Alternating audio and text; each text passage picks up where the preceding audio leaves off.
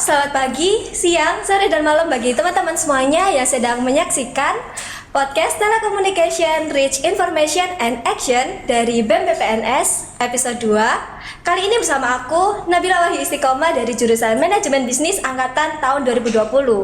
Nah, podcast pada hari ini kita kedatangan tamu yang sangat spesial nih teman-teman. Ada dari teman-teman dari Paguyuban Duta. Halo. Oke. Sebelum kita lebih lanjut untuk pembahasan pada podcast kali ini, kita kenalan dulu kali ya. Oke, bisa kita mulai kenalannya dari Mbak yang pertama ini dulu.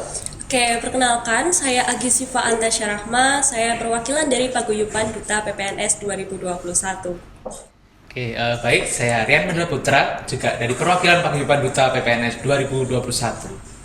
Oh, saya tak kenal maka tak sayang, sudah kenal lama tapi tak disayang-sayang. Perkenalkan, saya Josila Syarif. Saya berasal dari Paguyuban Duta Angkatan 2021. Salam kenal teman-teman. Oke, thank you ya mas mbaknya sekalian. Nah itu tadi pagi-pagi udah dibuka dengan galau ini dari Mas Josila. Nggak apa-apa, nanti cintanya dikejar lagi. Amin. Oke, sebelum kita tanya-tanya lebih dalam nih, mungkin teman-teman ini udah pada kepo. Apa sih Paguyuban Duta ini? Mungkin bisa dijelaskan dulu oleh Mbak dan Masnya sekalian. Silakan. Oke, mungkin dari saya dulu. Jadi Duta PPNS itu merupakan sebuah ikon atau representasi dari Politeknik Perkapalan Negeri Surabaya. Nah, untuk tugas utamanya Duta merupakan sebagai branding atau untuk membawakan PPNS kepada masyarakat luas. Seperti itu. Mungkin dari Mas Rian atau Mas Jo bisa menambahkan. Ya, kurang lebih cukup sih. Tugas dari Duta memang tugasnya untuk branding PPNS lebih ke masyarakat seperti itu. Oke, itu tadi ya teman-teman. Jadi Duta PPNS ini berfungsi untuk membranding kampus kita ya. Oke, untuk selanjutnya ini gimana sih caranya Mbak Masnya ini sekalian kalau kita ini mau loh jadi bagian dari Paguyuban Duta, itu gimana caranya biar kita bisa gabung nih? Mungkin Mas Rian bisa menjawab. Untuk caranya sendiri ya pertama kali ya harus persiapan dari diri kita sendiri ya.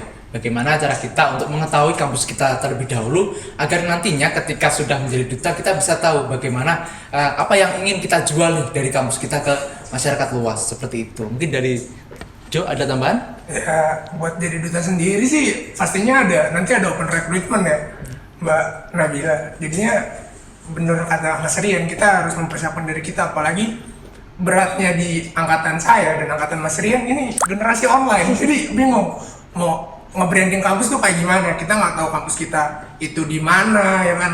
Mungkin kita cuma tahu cuman di samping ITS nih, cuman kita nggak tahu seluk-beluk kampus kita tuh kayak gimana. Kita nantinya kalau membranding kampus kita ke pihak luar itu nggak tahu mau jelasin kayak apa. Mungkin itu sih tantangan untuk generasi online seperti angkatan saya dan angkatan Mas Rian. Mungkin angkatan Mbak Nabila juga seperti itu. Iya nih, berhubung kita ini rata-rata dari sekarang angkatan tahun 2020 dan 2021 ya ini di Paguyuban Duta ya. Nah, untuk persiapannya sendiri nih dari masing-masing sekalian buat seleksi dutanya ini apa aja sih yang dipersiapkan? Oke, mungkin kalau dari saya dulu, yang pertama kita harus tahu teknisnya seperti apa, persyaratannya seperti apa. Jadi dari kita itu bisa menyiapkan diri terlebih dahulu gitu.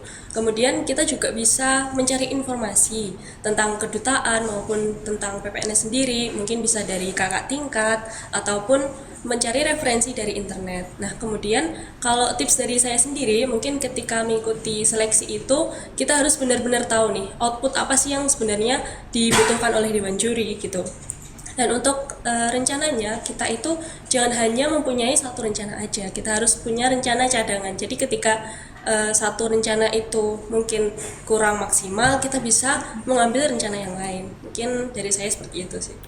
Ya, sedikit menambahkan aja mungkin dari mental juga sih. Persiapan mental itu juga penting karena ketika persiapan itu, ketika mental kita tidak siap ya kedepannya bakal kurang gitu untuk pelaksanaannya seperti itu.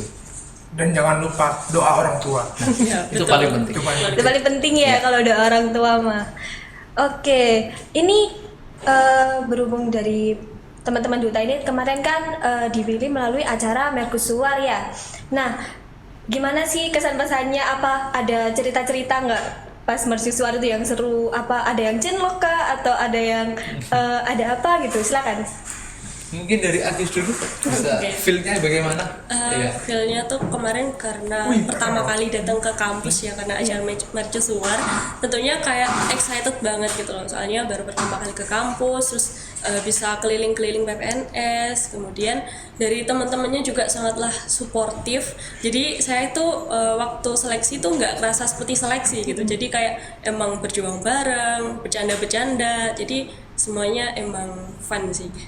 Jadi emang bener banget sih yang disampaikan sama Agis tadi, rasa kekeluargaannya itu lebih besar gitu dibanding dengan rasa kompetisi dari teman-teman paguyuban duta sendiri gitu. Terutama Jo ini sangat sekali. Cinlok aku nggak?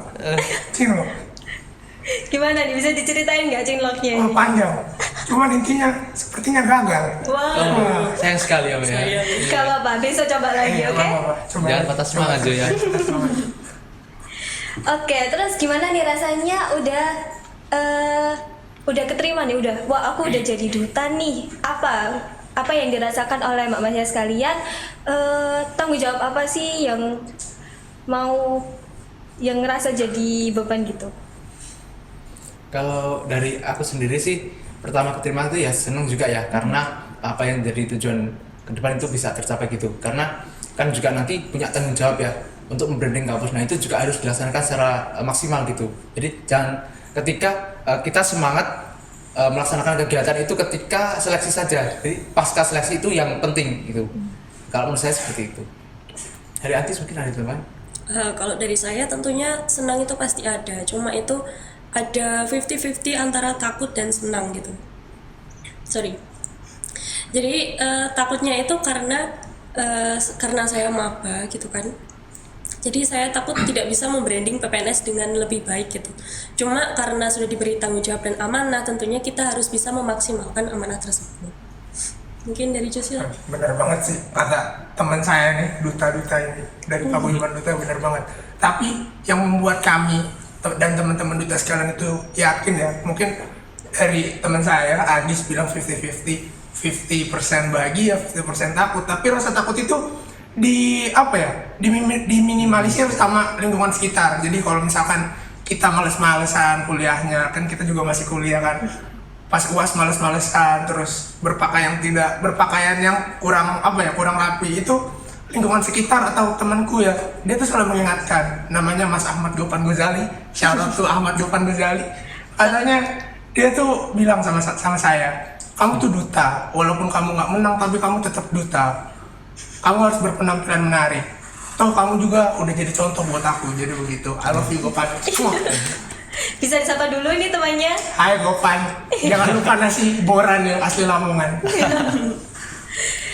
Oke, kan perihal branding kampus sendiri itu kan tentu saja itu menjadi tanggung jawab kita semuanya ya sebagai warga PPNS. Nah, menurut teman-teman sendiri bagaimana sih cara kita yang bukan duta ini membranding kampus kita ini?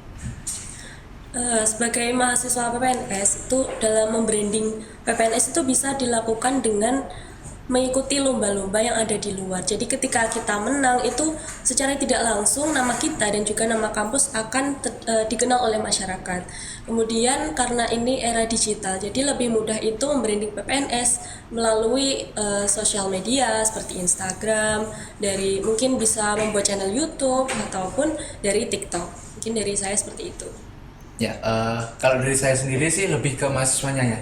Jadi rasa cinta terhadap kampus itu harus ditanamkan di setiap mahasiswa PPNS sendiri. Jadi contohnya seperti ini. Ketika mahasiswa PPNS ditanya, Mas kuliah di mana gitu kan, masih banyak dari kita mahasiswa PPNS itu menyebutkan kuliah di ITS, bahkan tidak menyebutkan nama PPNS sama sekali. Nah itu kan juga salah satu hambatan bagi PPNS untuk membranding kampus sendiri, untuk mengenalkan nama PPNS itu ke masyarakat seperti itu. Jadi rasa cinta mahasiswa PPNS terhadap kampusnya itu juga harus ditanamkan. Itu juga menjadi salah satu support untuk branding kampus kita seperti itu. Dan juga kalau kita itu dari PPNS, kita tuh punya pride teman-teman.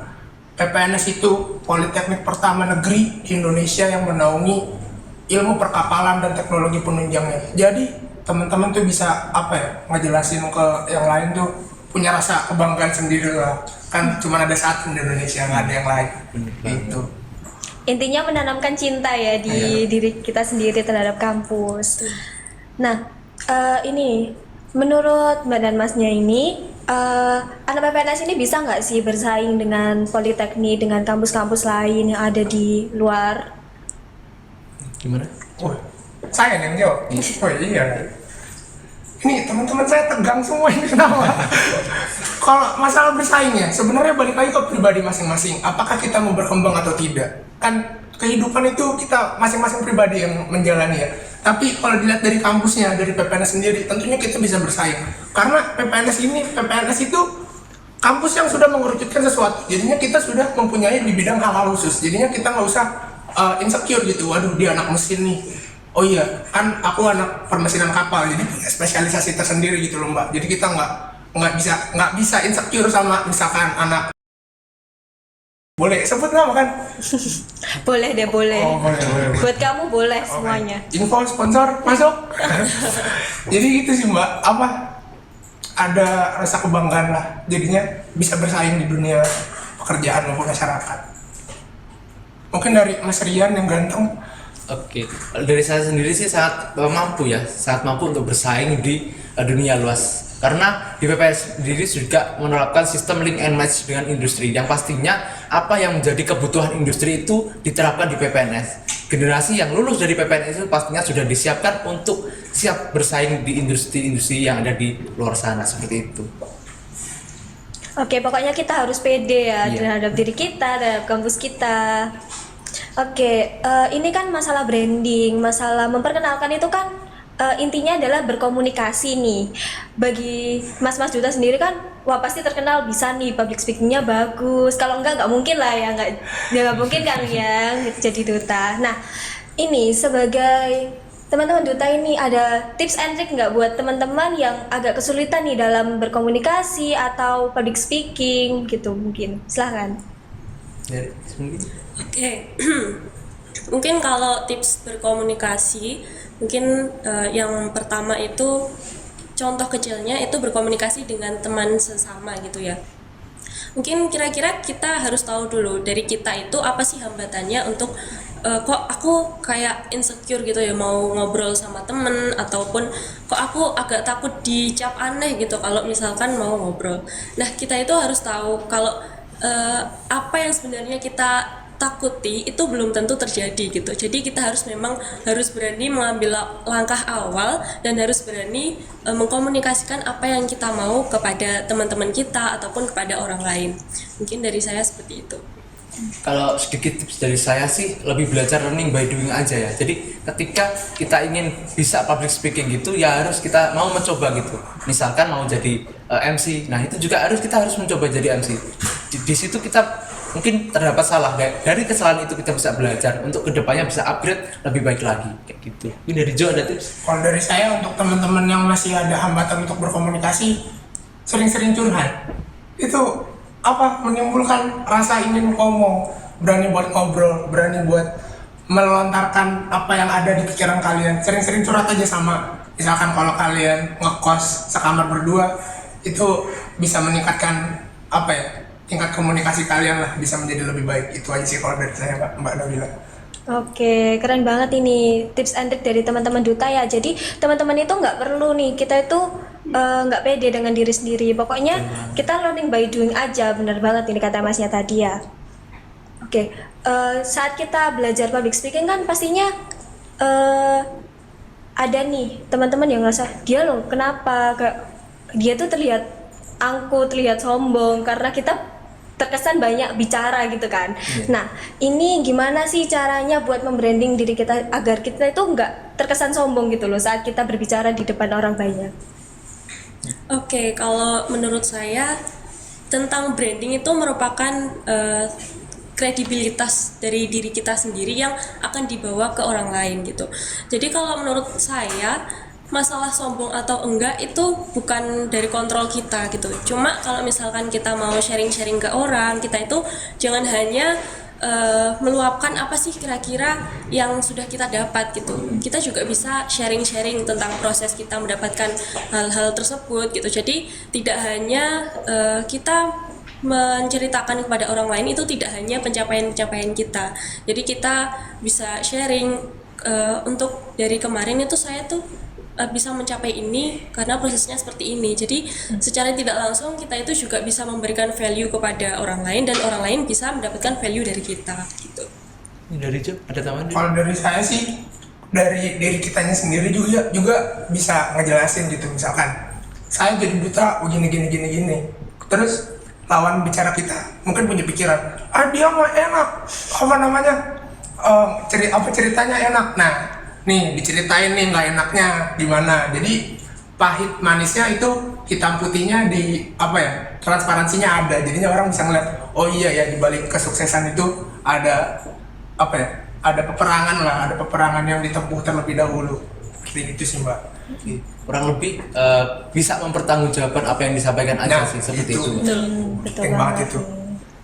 Pokoknya kan kita itu nggak punya kontrol ya buat teman-teman yang beranggapan kita itu seperti apa. Yang kita punya hanya kita menjaga diri kita sendiri, ya kan? Kita kan nggak bisa mencegah orang untuk berbuat iri kan, Mbak? Iya, betul banget nih. Iri bilang, bos. Oke, untuk Duta sendiri ini kan tugasnya untuk membranding ya, mempromosikan. Nah, gimana sih caranya biar saat kita membranding sesuatu atau saat kita mempromosikan sesuatu itu kita nggak kelihatan awkward gitu, kita nggak aneh dilihat orang, itu gimana nih caranya? Mungkin dari Jok, ada tambahan? Ditembak saya. Tadi perjanjiannya. Jadi gini, biar nggak nyeleneh ya, kita jangan mengada-ngada pertama sih, Mbak. Kayak apa yang kita tahu ya itu yang kita sebutkan. Kalau kita emang nggak tahu, ya namanya manusia ya, ada salah, ada benernya. Jadinya kalau kita nggak tahu jangan sok tahu. Bahkan hal yang kita nggak tahu tapi kita sebutkan, misalkan, Mas, hantu di PPNS apa aja sih, misalkan. Kan kita nggak tahu, pertanyaannya kan nyeleneh kan. Terus kita nggak tahu, kita nggak pernah mengalami hal-hal horor gitu ya kan. Terus kita bilang, oh itu ada susternya warnanya merah bisa terbang. Nah itu kan nyeleneh kan, kita nggak tahu. Terus yang kita jelasin juga dia juga nggak bakal percaya. Jadinya kita kalau ngasih tahu, misalkan ditanya kayak tadi, hantu di PPNS ada apa aja, oh saya nggak tahu, jujur aja. Toh rasa nggak tahu itu bukan aib kan, ya emang manusiawi kalau nggak tahu, tapi sok tahu itu kurang manusiawi. Mungkin dari teman-teman duta saya yang ganteng dan cantik ini. Mungkin kalau mempromosikan agar tidak terkesan annoying mungkin ya, bisa kita melihat tren gitu. Biasanya kan anak muda itu kan lebih menyukai hal-hal yang viral atau sedang tren gitu. Jadi kita bisa menyisipkan promosi itu dalam tren-tren. Jadi kayak nggak terkesan ketinggalan zaman juga gitu sih. Oke, itu tadi ya teman-teman, ada tips and trick biar kita bisa public speaking dengan baik, juga mengontrol diri kita sendiri. Nah, sekarang kita lanjut ke pengenalan tentang kampus kita tercinta ini. Nah, teman-teman pastinya udah penasaran nih, di PPNS itu ada apa aja sih? Nah, kita bisa tanya-tanya kepada Mas Mbaknya nih. Kita kenalan dulu mulai dari prodi di PPNS. Apa aja sih prodi di PPNS itu? Mungkin Mbak Agis bisa. Ayo, kita humpipa aja kali ya. Kita humpipa aja, siapa yang jawab? Oke, kalau prodi di PPNS itu ada 14 ya kurang lebih. Ada 11, bagusnya ada 3 prodi yang D3 seperti itu. Yang pertama ada teknik perancangan dan konstruksi kapal atau biasanya disingkat DC, teknik desain dan manufaktur biasanya disingkat DM, ada teknik bangunan kapal biasanya disingkat SP, ada teknik keselamatan dan kesehatan kerja biasanya disingkat K3, ada prodi teknik prodi manajemen bisnis atau biasanya disingkat MB, ada prodi teknik perpipaan atau biasanya disingkat TP, teknik pengelasan atau TL, teknik permesinan kapal atau ME, teknik kelistrikan kapal, PE, teknik otomasi TO, apa ya? Pengolahan limbah. Oh iya, yang cantik-cantik Jangan boleh dilupain. dilewatkan. oh iya, bener banget. Kalau boleh tahu nih, ada nggak sih, kan di PPNS ini terkenal sebagai politeknik yang kita tuh khusus nih di bidang maritim kan. Nah, di setiap jurusan ini kan banyak prodi ya. Nah, itu ada nggak sih bengkel-bengkel yang khusus nih, kayak bengkel A khusus untuk jurusan A gitu? Ya kan? Yuk. Oh, tembak lagi.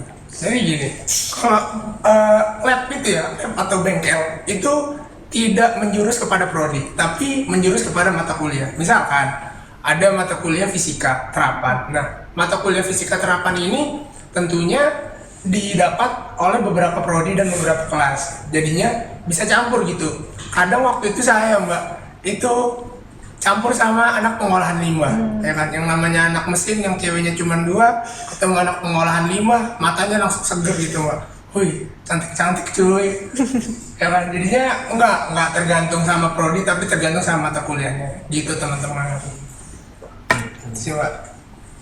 Oke, ini tadi ada pertanyaan ini dari teman-teman yang udah kita himpun di Instagram BEM PPNS nih. Ini mau tanya, prodi mana sih yang banyak ceweknya? Nah, tadi udah di-spill sebenarnya nih sama Mas Jo, tapi nggak apa-apa, kita tanya lagi aja. Ayo Mas Jo, silakan. Wah, saya nanti dikira ini senior gua ya. Padahal saya punya. Padahal apa? Iya, Ya, emang. Saya junior. Ada saya punya kakak tingkat itu buaya banget. Ada, nggak boleh sebut nama. Nanti ketahuan kalau di Iya, sini nanti, sama dong.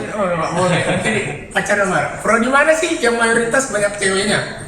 Prodi yang mana mayoritas banyak ceweknya itu menurut saya K3, MB, pengolahan limbah. Iya. Itu banyak. Ketiga juga banyak Ya kan? Tuh, K3 mengakui cantik lah Mas. termasuk Mbak Adi juga. Waduh. Iya. Bisa aja nih. Pulang Bisa podcast aja ya, nih. Buaya biasa.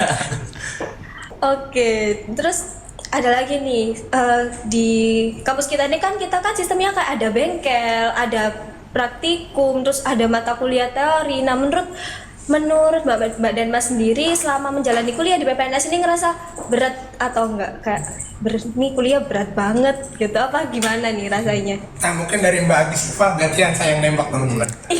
Jadi kalau selama ini karena saya masih online itu mungkin pembelajarannya lewat LMS ya. Jadi kalau selama ini nggak terlalu berat sih, soalnya dibawa enjoy aja karena lingkungannya juga support gitu dari teman-teman. Emang kalau misalkan kita ada kesusahan itu pasti akan saling membantu gitu. Dan mungkin dari kakak-kakak tingkat juga akan selalu membantu ketika mungkin akan ada pekan ujian, itu akan ada bedah soal gitu.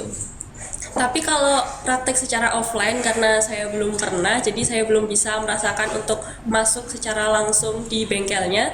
Mungkin dari Mas Rian bisa menceritakan pengalamannya. Kalau kemarin pengalaman di bengkel sih seru banget sih, nggak ada rasa gimana ya, kayak capek berat itu nggak ada, karena apa yang menjadi keinginan kita waktu kuliah online dulu bisa tercapai gitu kan. Wah, ini seru nih praktek kayak gitu. Terus ketika nanti kita sudah memegang mesin misalkan, itu nggak ada sulitnya sama sekali karena di situ pasti akan dijelaskan oleh dosen maupun teknisi yang ada di bengkel PPNS itu sendiri kayak gitu.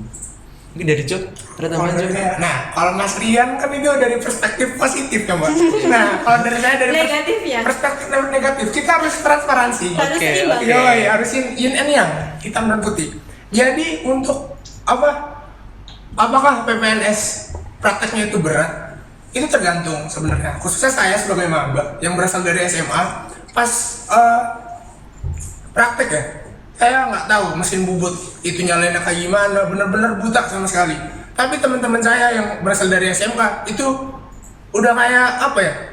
Udah epic, familiar sekali. Jadi dia tinggal tut selesai. Bikin waktu itu saya dapat tugas bikin bubut bertingkat. Teman-teman saya yang dari SMK jadi bubut bertingkat. Tapi saya jadi Candi Borobudur. Nilai saya jelek jadinya kan. Gitu. Jadinya apa ya? Semua tuh tergantung dari kitanya mau belajar apa enggak, dan tidak menutup kemungkinan kalau dari kita yang dari SMA itu akan wah buyar nih masuk politeknik yang orientasinya SMK. Enggak. Semua itu tergantung dari kita. Kalau kita mau belajar pasti ada jalannya. Gitu. Oke, keren banget nih sebenarnya. Kalau aku sendiri nih ya Mbak Mas ya, aku tuh relate banget sama Mbak Siva ya. Nah, aku tuh juga nggak pernah loh luring, jadi aku juga nggak tahu rasanya bengkel. Iya. Tapi nggak apa-apa, kita pasti punya saat untuk luring, nggak Iya, apa-apa. ditunggu aja ya Mbak. Amin ya Allah, semoga COVID bisa meninggalkan Indonesia. Amin. Nah, ini pertanyaan ini sebenarnya sudah banyak banget nih yang tanya. Apa PPNS ini masih dinaungi ITS? Nah, seperti yang tadi udah dipaparkan ya, kalau banyak banget nih teman-teman yang bingung PPNS ini di mana. Nah, yang paling dekat kan kita dengan tetangga ya. Nah, kira-kira apa sih hubungan kita dengan ITS ini? Silakan dijelaskan. Oke, kalau pertanyaannya PPNS masih dinaungi ITS atau tidak? Kalau untuk saat ini tidak ya. Memang dari segi asal muasalnya dulu PPNS memang dari ITS, dari program non gelar teknik permesin kapal ITS. Dan untuk perjalanan waktu PPNS itu dirasa sudah mandiri dan siap untuk menjadi institusi secara tersendiri gitu. Makanya pada tahun 2014 itu PPNS dimandirikan oleh Kementerian Pendidikan seperti itu. Oke, itu dia nih teman-teman. Jadi PPNS ini sudah tidak lagi bergabung dengan ITS. Kita sudah berdiri sendiri ya di tahun 2014. Oke, ngomong-ngomong nih, di kampus ini kan ada ikon yang ikonik. Nah, itu di mana sih letaknya? Siapa tahu teman-teman ini belum ke kampus atau bagi maba angkatan tahun 2021 ya, mungkin belum ke kampus, bisa nih di-spill dikit. Di mana Jo kira-kira Jo? Oke. Oke, untuk yang ikonik itu ada bangunan kapal di gedung direktorat. Mungkin nanti panitia bisa menyertakan gambarnya sekalian. Di sini nih, di Di sini. Ayo yang edit. Ya, biasanya itu dibuat untuk foto-foto mungkin dari teman-teman mahasiswa maupun dari tamu-tamu, itu biasanya fotonya di depan gedung direktorat gitu. Nah, itu tadi ada bangunan yang ikonik banget nih di Direktorat PPNS. Bagi teman-teman khususnya yang belum luring, nah pasti penasaran kan? Ayo ke kampus nanti ya kalau semua situasinya sudah mendingan. Oke, ini juga ada pertanyaan, kantinnya PPNS ini di sebelah mana? Sebelah mana nih kantinnya? Waduh, sebelah mana ya Gimana nih? kira-kira? Oh, baik. Jadi sebagai seseorang yang suka makan, saya tentunya tahu kantin di PPNS. Tapi kantin PPNS saya nggak tutup, jadi saya nggak makan di PPNS. Nah, PPNS itu kantinnya ada di gedung N di belakang, itu di lantai 1 di gedung teman-teman UKM MRC sama UKM WSD. Nah, kalau teman-teman masih penasaran, ayo datang ke kampus. Nanti kita antar ke kampus, ke kantin PPNS yang tutup. Makan apa kalian? Iya. Selain itu di PPNS juga ada Sipmart, tepatnya di sebelahnya Masjid PPNS seperti itu. Iya. Tuh nih teman-teman, pasti semakin kepo ini kayaknya orang-orang. Harus kepo dong sama kampusnya sendiri ya. Oh, jangan-jangan ini adik-adik calon maba 2022 ini? Iya. Oke, ini ada pertanyaan lagi. Apakah di PPNS ini boleh merokok? Ini sebenarnya pertanyaannya agak aneh ya, tapi nggak apa-apa. Kita tanyakan aja ke Mas Mbak Duta. Gimana? Kalau dari saya sendiri sih mungkin ada saksi ya, ada sanksi dari pihak direksi kepada perokok. Nah, jadinya kalau buat teman-teman yang merokok diusahakanlah jangan sampai ketahuan sama dosen atau direksi gitu. Tapi diusahakan perokok itu di luar kampus, karena kampus itu tempat buat belajar, bukan buat tempat perokok seperti itu. Oke, benar Pak. Nah, bener banget ini teman-teman. Pastinya kalau di lingkungan kampus kita nggak boleh ya. Oke, kalau tempat nongkrong yang enak di kampus. Nah, ini pasti kalau kita mau nugas, kalau kita mau apa chit-chat sama teman-teman, di mana nih di kampus ini yang enak buat kita nongkrong. Kalau yang enjoy sih, kalau saya biasanya ya di DPR di bawah pohon rindang itu sangat enak banget, adem dingin suasananya. Akan tapi minusnya di DPR itu kadang banyak nyamuk ya Jo ya. Iya, sama banyak orang pacaran dari kita jadi Oh, nyaman. gitu. Jadi iri ya. Iya. Kapan bisa kayak gitu? Belum. Bisa nggak sih? Masih giat ini promosinya ya Mas. Oh, iya. kan branding Duta. Gak bercanda teman-teman. Ups. Oke, berarti di bawah Rindang ada lagi rekomendasi tempat buat nongkrong? Mungkin kalau di DPR atau di bawah pohon rindang sedang hujan, itu bisa nih teman-teman nongki-nongki di Inbis kayak gitu ya, inkubator bisnis kayak gitu. Jadi itu juga nyaman banget buat nugas ataupun kumpul-kumpul sama teman-teman gitu. Kalau dari Mbak Gisiva, Sepakat sama Mas Rian sih. udah pernah pacaran di DPR? Jangan dulu. Nggak punya pacar? Nggak punya. Gak apa-apa, ada Mas Jo. Gimana Mas Jo, udah aku sampaikan nih. Sun ya. Yang penting IP ku harus naik terus mbak, baru PD. mendekati perempuan. Iya. Oke, kan tadi teman-teman dari Paguyuban Duta ini kan sudah nyebutin banyak banget nih tempat-tempat di PPNS. Mungkin teman-teman semuanya udah pada kepo, udah pada penasaran yang mana sih rektorat, mana sih DPR gitu kan. Oh iya, di dekat DPR itu ada favoritku, ada Merak. Aku Iya. tuh suka banget tuh di situ. Kevin bukan sih namanya? Ya, namanya Iya. Kevin, Kevin. wah, Iya, namanya bagus daripada namaku. Kalah burung merak, aku kalah sama burung merak. Oke, sekarang kita ajak teman-teman semuanya ini untuk jalan-jalan virtual bersama teman-teman dari Paguyuban Duta di kampus kita PPNS. Ya, seru banget ya kan? Pasti seru banget kan, Iya. nggak sabar kan? Yuk kita semua jalan-jalan di PPNS bersama teman-teman dari Duta.